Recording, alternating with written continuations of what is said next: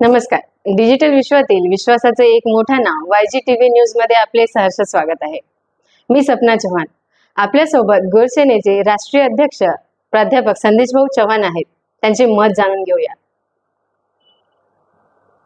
नमस्कार. जय गोर जय सेवालाल.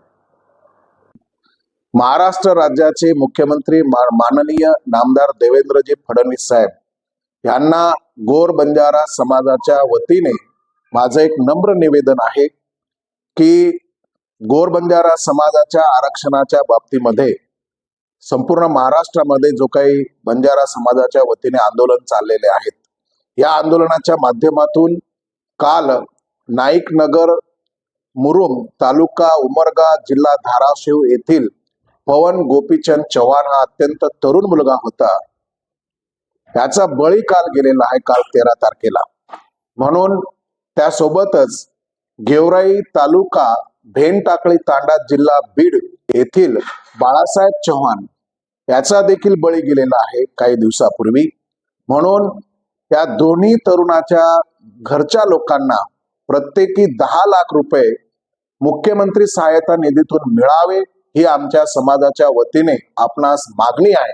आपण या मागणीचा विचार करून त्वरित यांच्या कुटुंबियांना प्रत्येकी 10 लाख रुपये मुख्यमंत्री सहायता निधीतून द्याल अशी विनंती आपल्याला या ठिकाणी मी करतोय.